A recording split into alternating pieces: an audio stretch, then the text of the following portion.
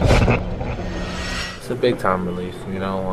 I personally want to thank our fans, the Boston Celtics organization fans, because I know this year's been up and down. I mean, the past, I don't know how many years since the 07-08 season, they're used to seeing playoffs. They're used to seeing a title contending team, and this year we're not in the playoffs, but and they still come out and they still support us. And I know they're not used to it, but their sportsmanship, their passion for the Celtics, it doesn't go unnoticed with us, and we appreciate it.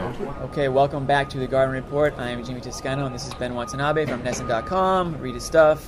It's awesome. What's one thing that you're writing about tonight that will be on the website?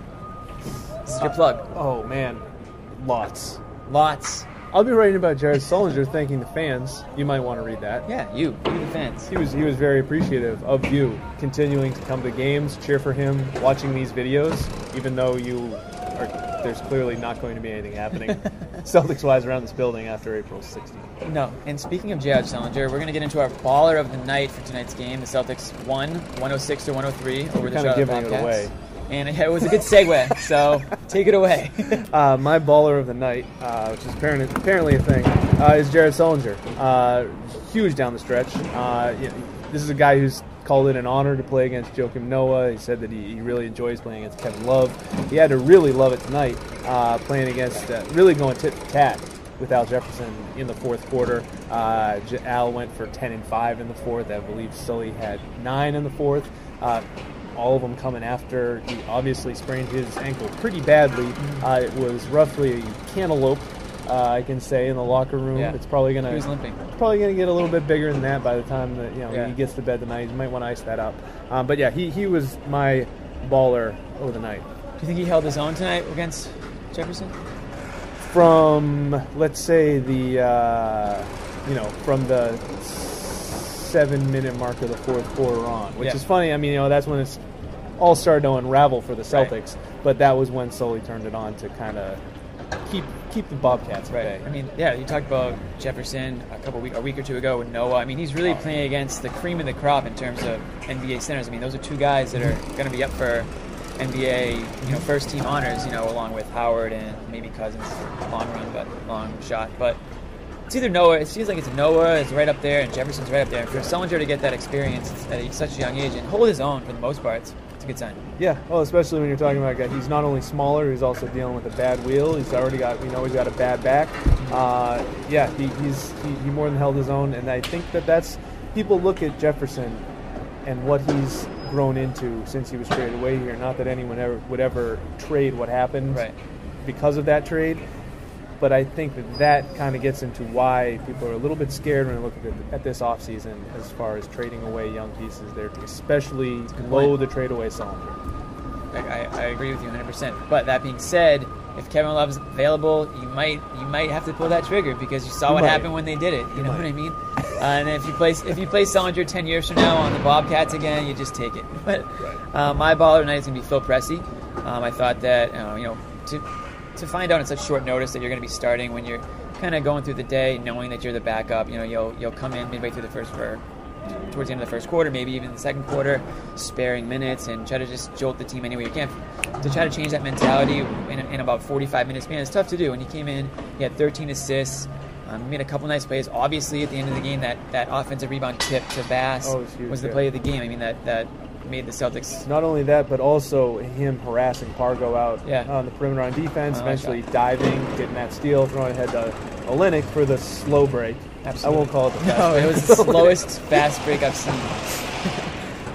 So that's my guy, Pressey. And you are Sullinger. Now we're going to go to Stat. That's our boxing out. Okay. I'll let you take it away.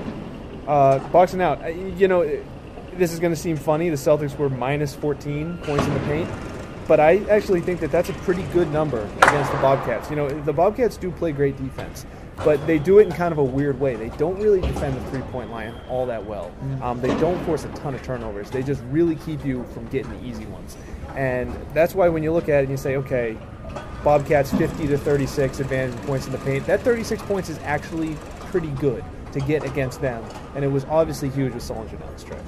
It's funny that you say that because my stat is the opposite of that. It's the 3 points that the Celtics hit tonight. 11 of 23, 47.8% from the field. I got to brush up on my math there, but double-digit three-pointers is something to note. I mean, it's not obviously a team that scores a lot of points, so when they get up there in the three-pointers, it's noteworthy for sure. Absolutely. I mean, even though the Bobcats don't defend the three-point line well, the Celtics have played other teams that don't defend the three-point line well, and they haven't hit them. So that is big. Exactly. Okay, now we're going to switch it up. Avery Bradley actually went 4 for 6 from 3 points tonight. He's a guy whose future is up in the air. So we're going to talk about 5 Celtics players who may or may not be in the team next year, and we're also going to say this season if they exceeded expectations, met expectations, or did not meet expectations. So first one's up. We'll talk about Avery Bradley since I was going to say, we might as well. We might as well. And 2 of his threes tonight were also above the break, what you would call. And those are big for him. So what am I saying? So expectations. Did he exceed, meet, or not exceed? I think not meet, I should say. I think he met expectations at the defensive end. On the offensive end, he definitely exceeded them as a scorer. I think maybe he failed to meet them a little bit as more than a shooting guard. He clearly showed that this year. He had a lot of 18.1 assist games. And that's fine. I mean, he was doing his job. But that's obviously something that with Rondo missing as much time as he did, it kind of put the Celtics in a tough position that they didn't have another guy that could step in and be that lead guard. I think we definitely saw improvement in his offensive game from last season to this season. I think when he was playing, he met or exceeded expectations on the court. He obviously met expectations defensively, and I think he, for the most part, exceeded them offensively. The problem with Avery Bradley has always been when he's playing, not when he's out there he's great, but it's if he's out there. And it's the same thing this season. Too many injuries this year, and that's going to be the deciding factor when it comes to the Celtics because they do like him, but they can't pay him saying, well, he's going to play 82 games for us because. Reality is the way he plays the game. It's just not how it's going to be. Right, and it's not one body part either. Is the other thing. Right, it's not. Shoulders, feet, ankles, Achilles, the way he plays, everything. Right, exactly. It's very aggressive, and that unfortunately comes back to bite him in the health department. Rajon Rondo, the other guard. Let's talk about him. Has he met, exceeded, or not met your expectations? I don't know about you. He's exceeded my expectations. I thought he came back. He didn't come back at full strength, but the quickness with which he got back to near full strength. To me was, pretty admirable. Obviously, he did not play tonight. He's most likely not going to play on Saturday in Cleveland. From that respect, he probably hasn't met the expectations of how frequently he's played since. But I've never had knee surgery, so I'm not going to pass judgment on that. But no, as far as his performance, he's exceeded my expectations. What about as a captain off the court? I have actually been... You're a guy that's around the team all the time. I've actually been encouraged. He did have a couple blips during the season where... Birthday gate. What's that? Birthday gate. Birthday gate. Not just that, but, the amount of times that he's been, maybe a little bit testy, whether with reporters' questions or, called out teammates, on the court. It hasn't happened. He's looked frustrated a couple of times. He hasn't really lashed out at the officials at all. He's been very, very good in that respect about staying on the court in the games that he's actually playing. No dumb technicals or anything right, like exactly. that. Interesting. Next up, Jared Sellinger. I think we both know the answer to this. He's exceeded expectations. I think he's met... I had pretty high expectations. Did you? Really? I think he's exceeded my expectations coming off the back surgery. Okay. There's a lot of unknown there. You didn't know how he was going to respond to that. I mean, the back is such a complicated injury, especially for a big man and a guy not just a big man, but a guy who's kind of overweight. I mean, we can say that he could lose a few pounds for sure. So that was kind of that was something that I was personally that circled on my list of things to watch for this season. And I just think he's really stepped up, and not only on the court but off the court. He takes responsibility for things that go on the court. He's a very high character guy, and I think he's the type of guy that teams love to have on their team. Guys that are going to stand up for what things are going wrong. They're going to stay up and say, we need to do this and this and this better. They're not just going to make excuses. He already talks like he's a 4 or 5. He really does. But that's why within this one season unit. That's why I say he's met my expectations, because the back does concern me long term. Sure. This season, it didn't really worry me because he is at 22 years old. It doesn't worry me this season, next season, the season after that. When he gets into his mid to late 20s, that's when I think it might start to affect him because, I mean, it affects everybody. It takes its toll when you're down low, especially banging with those 6'10", 6'11", 7-foot guys. I mean, that's tough.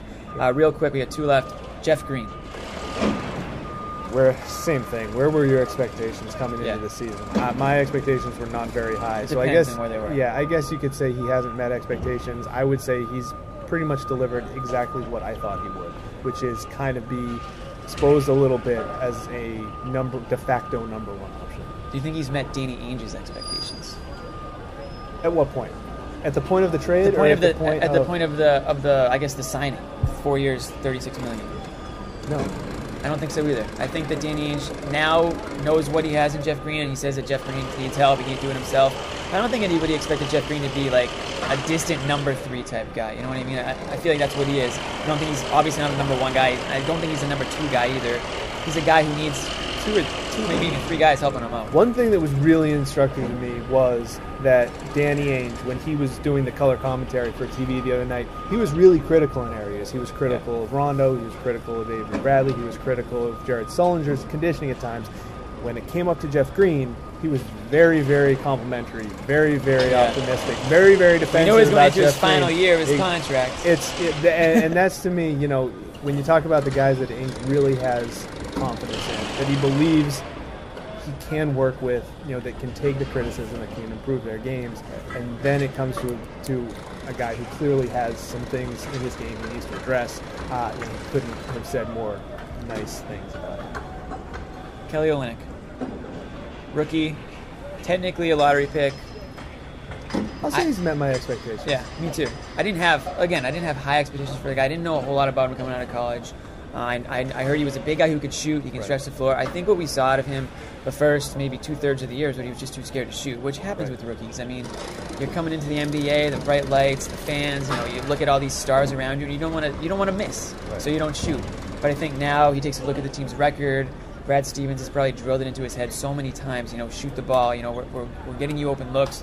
Stop passing it up. Stop pump faking and passing the ball to somebody else. Take the shot. And he hit a couple threes tonight, I think, and he had a good game for the Celtics. And I think lately, quietly good game. Yeah, and that's the kind that you want. You want to get to the point where if he scores 12 points in a game, you're not talking about it being incredible. I don't see him as a perennial all-star, but I definitely think that he can help a contending team, whether as a starter or coming off the bench. Probably as coming off the bench, maybe as that 6-man type role. I think he can do a lot of different things out there, 6 or 7.